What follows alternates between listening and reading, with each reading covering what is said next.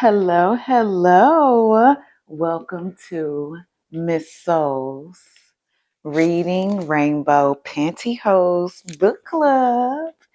And I want to let you know that today I am wearing legs every day. This comes in a 4 pack. Obviously, it's empty. This is my last pair. It is one of my favorite nylons because they are easy to come by. I can find this at any Walgreens or CVS. And I just, it's just my everyday pair. Just throw them on. And if they get runs, I'm going to wear them till the wheels fall off, kind of thing.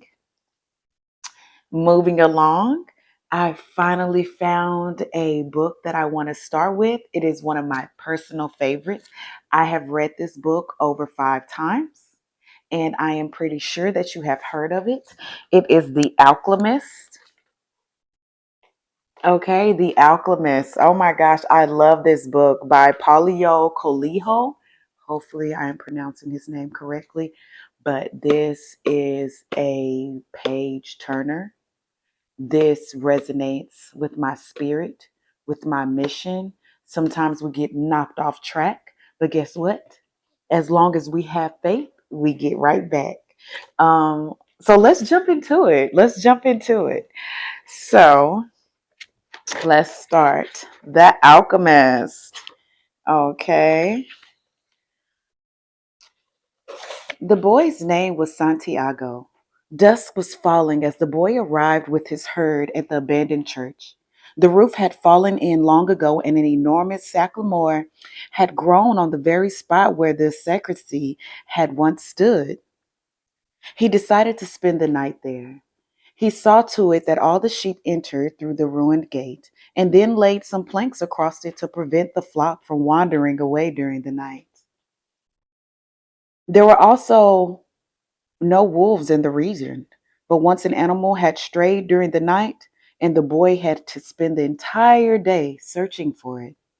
He swept the floor with his jacket and lay down, using the book he had just finished reading as a pillow. He told himself that he would have to start reading thicker books.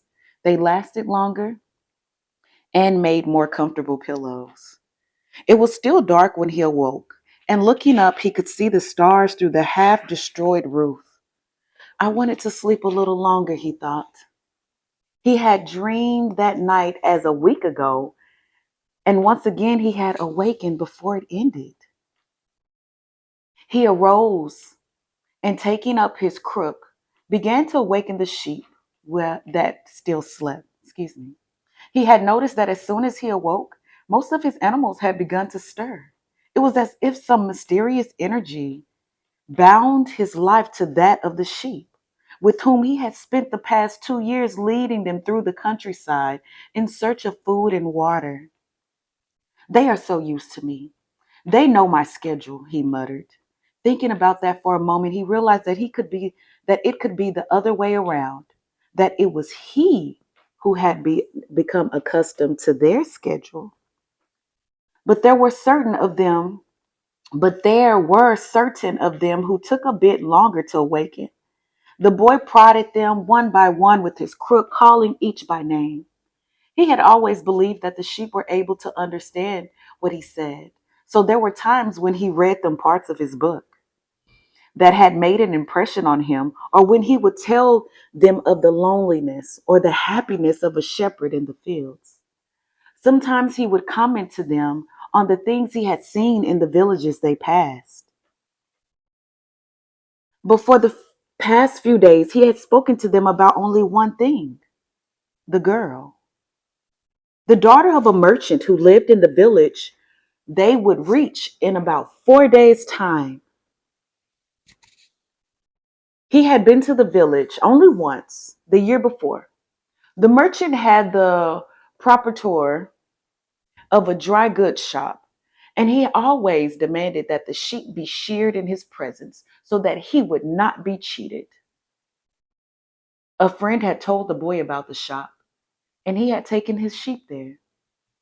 I need to sell some wool, the boy told the merchant. The shop was busy, and the man asked the shepherd to wait until the afternoon.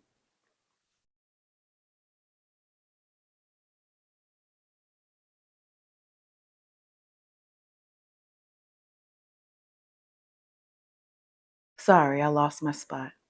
So the boy sat on the steps of the shop and took a book from his bag. I didn't know the shepherds knew how to read, said a girl's voice behind him. Mm. The girl was typical of the region, with flowing black hair and eyes that vaguely recalled the Moorish conquerors. Moorish. Mm. Black.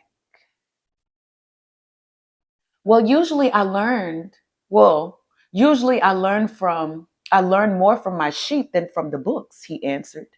During the 2 hours they talked, she told him she was the merchant's daughter and spoke of life in the village, where each day was like all the others.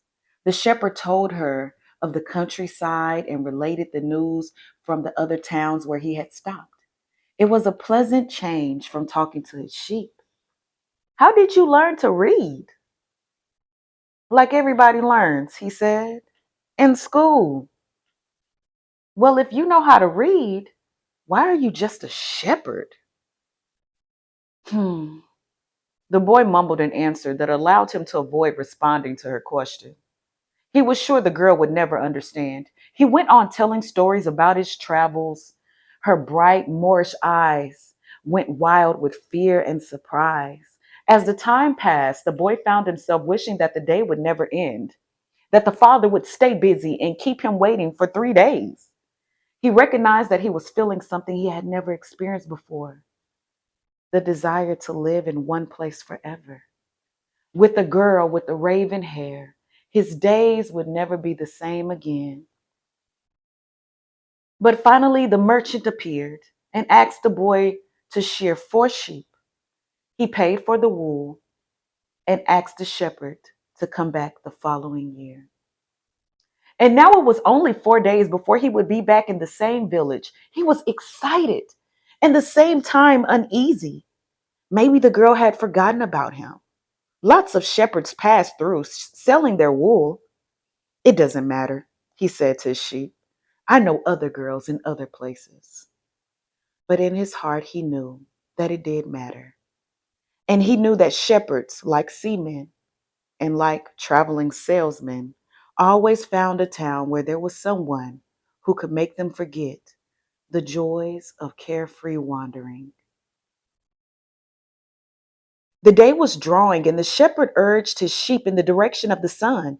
They never had to make any decisions, he thought. Maybe that's why they always stay close to me.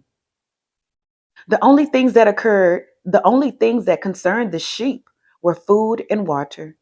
As long as the boy knew how to find the best pastures, they would be friends. Yes, their days were all the same, with the seemingly endless hours between sunrise and dusk. And they had never read a book in their young lives and didn't understand when the boy told them about the sights of the cities.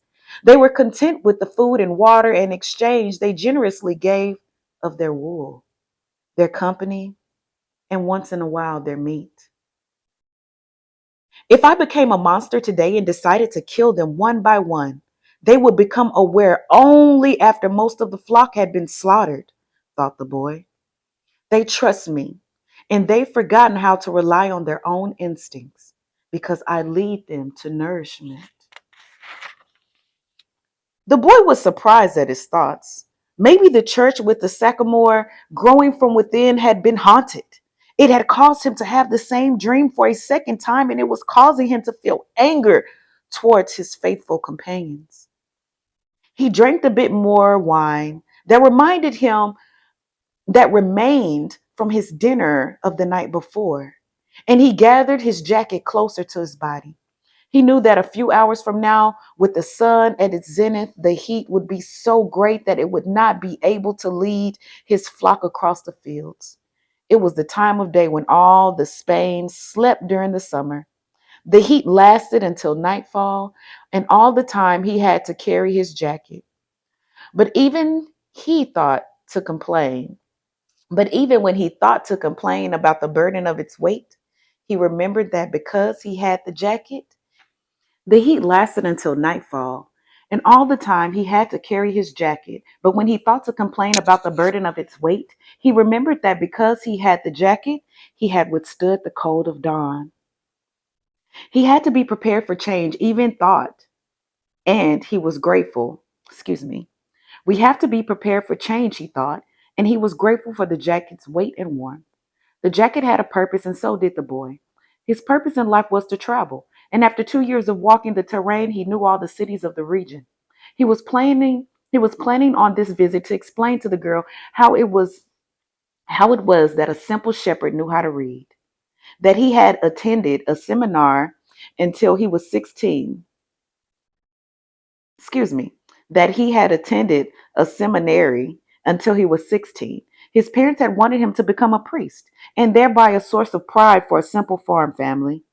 They worked just hard. They worked hard just to have food and water, like the sheep. He had studied Latin, Spanish, and theology. But ever since he had been a child, he had wanted to know of the world. And this was much more important than knowing God and learning about man's sins. One afternoon, on a visit to his family, he had summoned up the courage to tell his father that he didn't want to be a priest, that he wanted to travel.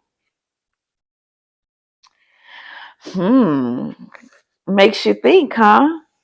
We're all on these journeys and these experiences. And sometimes, in the midst of us being in our moment, we want more, we crave more. And as we can see from the shepherd, he he's okay with leading his sheep, but he's not happy.